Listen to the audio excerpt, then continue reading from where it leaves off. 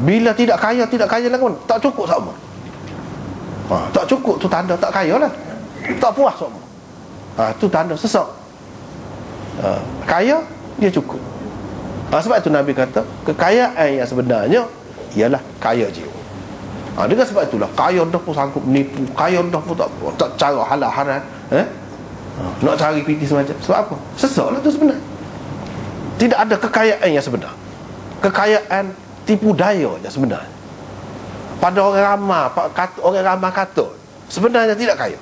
Di situ nak cerita tadi alif lam tu alif lam hakikat. Supaya juga di sini orang Islam sebenar, dia tidak kotor. Dia tidak kotor tubuh dia. Apa kalau ada secepat mungkin dia akan membersihkannya dengan ambil air semaya, dengan mandi junub. Dia ada benda-benda lagu. Hak dalam dia tak ada syirik tu kotor. Nak kena kau orang tak ada. Dia tak ada. Kalau Muslim sebenar. Supaya juga adalah hadis al-muslimu man salimal muslimuna min yadihi, min lisanihi wa yadihi. Orang Islam itu ialah orang Islam lain terpelihara, selamat daripada lidahnya dan tangannya. Orang Islam. Tidak Islam kau buat kena kau orang duk tapau orang duk gapo macam-macam tu kan. Islam juga, tapi alillah tu lah al-muslim, orang Islam sebenar. Tu baru sebenar. Kalau tidak sebenar lah. Tidak sebenar, tak ada faedah Islam, tak ada hasil. Sebab pokok durian dah, tapi tak buah. Apa faedah nak ambil ke dia? Kalau nak kayu, pokok lain pun boleh. Nak buah dia tu lah. Buah dia tak ada, tapi pokok tu orang panggil pokok durian juga. Tapi hakikat sebenar, kelebihan pokok durian yang orang nak sangat tu, yang boleh buat kekayaan tu dengan gapo? Dengan kayu dia ke, dengan daun dia ke, dengan gapo? Tak. Dengan buah dia. Orang Islam pun lagu tu je. Orang Islam yang sebenar banyak kalau kita perhati dalam hadis ni, dan banyak lagi yang lain-lain dalam hadis ni. Bila dia kata orang Islam tu tidak najis, banyak lagi lah yang lain. Antaranya yang kita sebutkan tadi boleh disimpulkan daripada situlah maksud dia nya.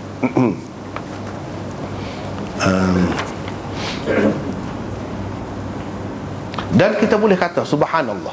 Subhanallah ni dalam bahasa Arab digunakan bukan untuk tasbih sahaja. Pada ketika kejut, subhanallah budak ni, kita kata la haula wala quwata illa billah misalnya. Ada kata lagu tu tidak salah. Tidak kata apa dia tidak salah kalau kita kata lagu tu. Orang kita duduk kata tu kan, dalam amalan kita subhanallah ke, ataupun la haula wala quwata illa billah, masya-Allah budak ni, kita kata itu ada. Nabi sendiri pun guna.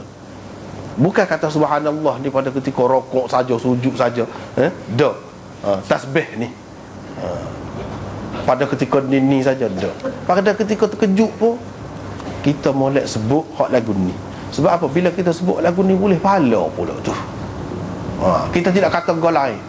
Kau kau misalnya Allah, kita tidak kata Allah tu Allah kau dah. Jadi sebut tu Taylor pula dah. Allah lah. Orang tak usah sebut orang lain-lain tu, tak usah sebut. Sebut hak ni.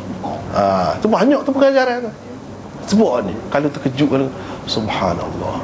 Kalau ada orang mati, kalau bahaya, kalau gap, inna lillahi wa inna ilaihi raji'un. Jangan topik, jangan bersorak, jangan, itu cara orang Islam. Kalau lapu-lapu Nabi dia ajar inna lillahi wa inna ilaihi raji'un. Tarjih, tu orang panggil tarjih ataupun istirja'. Istirja', hauqalah, kata la haula wala quwata illa billah. Subhanallah, itu tasbih. Banyak tempat. Tidak nanti kata secara khusus pada ketika buat amalan tertentu saja benda-benda ni ada dah. Orang Islam belah-belah dia terkejut pun boleh pahala. Dia sebut subhanallah. Subhanallah dia menyatakan terkejut dan hairan. Boleh kita guna. Jangan guna perkataan lain. Biasakan, biar kita budayakan benda-benda lagu ni. Hak ni sebab hak Nabi ajar.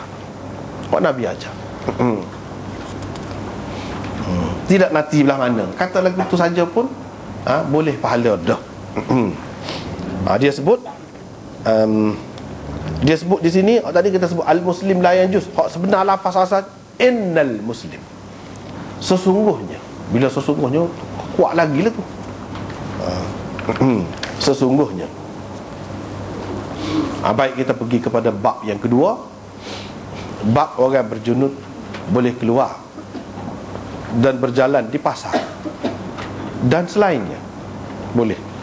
Atha berkata orang berjunub boleh berbekam, memotong kuku dan mencukur kepala walaupun dia tidak berwudu. Tak ambil air semaya dulu pun boleh buat benda-benda tu. Nombor nota tu 214.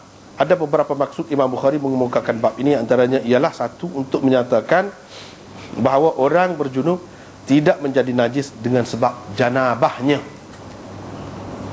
Yang kedua, orang berjunub tidak perlu segera mandi. Tak perlu.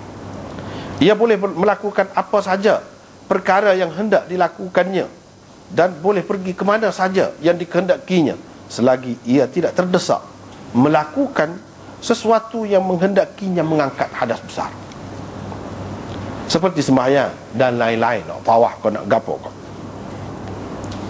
Yang ketiga, orang berjunub juga tidak perlu terlebih dahulu berwudu sebelum makan, minum, bersetubuh, tidur, berjalan, berbekam, mengerak kuku, mencukur kepala dan lain-lain. Beliau mahu, yang keempatnya, beliau mahu menyangkal pendapat segelintir ulama salaf dari kalangan sahabat dan tabi'in yang mengatakan seseorang yang hendak melakukan perkara-perkara tersebut tadi perlu terlebih dahulu berwudu. Perlu terlebih dahulu berwudu. Yang kelima, dengan mengemukakan asar Atha, beliau sebenarnya mahu menolak pendapat Hasan Basri dan orang-orang yang sependapat dengannya yang mengatakan orang berjunub jika tidak terlebih dahulu berwudu sebelum mencukur rambut, mengerak kuku atau berbekam dan sebagainya, sesungguhnya ia telah memisahkan sebahagian daripada anggotanya yang berjunub. Yang keenam, pendapat yang dipilih beliau dalam soal ini sebenarnya adalah pendapat jumhur ulama juga. Ulama mujtahidin seperti Malik, Abu Hanifah, Sufyan Ats-Tsauri, Asy-Syafi'i, Al-Auza'i, Ahmad, Ishaq dan lain-lain. Bila tersaksa tadi tidak najis, orang Islam walaupun berjunub tidak najis. So, lepas tu boleh kau tidak buat kerja air lain dalam keadaan berjunub, yakni sebelum mandi junub, boleh ke tidak? Dia nak ayat boleh. Nak pergi mana boleh. Keluar rumah boleh, jalan boleh, naik kenderaan boleh, pergi kedai boleh, dan lain-lain. Lain-lain tu banyak lagi lah awak boleh buatnya. Lepas tu dia mari asar Atha, nak wayaknya boleh berlaku. Hak tak bolehnya benda hak tak boleh kan. Hak tak boleh. Nak semaya tak boleh. Kena mengangkat hadas. Kalau tidak gitu tak apa. Nak makan, nak minum. Sebab setengah-setengah orangnya dia kata tak boleh kalau lagu ni. Imam Bukhari nak tolak tu. Nyusah. Dalam Islam ni tidak ada nyusah-nyusah lagu tu. Tak ada.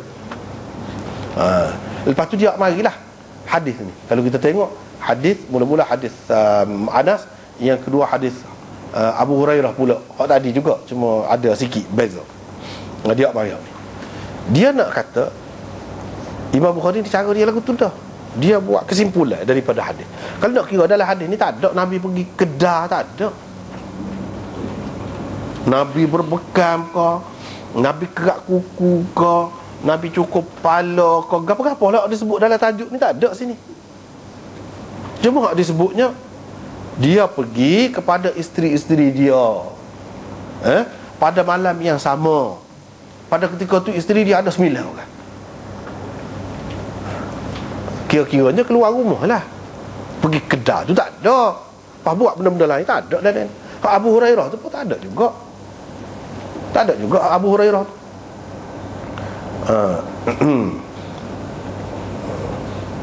Dalam hadis Abu Hurairah ni serupa dengan hak tadi lah. Tak ada juga benda-benda tadi. Tak ada kata Abu Hurairah ke, Nabi ke, buat kerak kuku ke, apa-apa dia sebut ni. Tak ada. Lepas tu Imam Bukhari ambil mana? Itu cara dia. Imam Bukhari ambil, tengok, dia keluar daripada rumah dia. Sebab rumah bini dia tu tidak setepak. Sini dia pergi.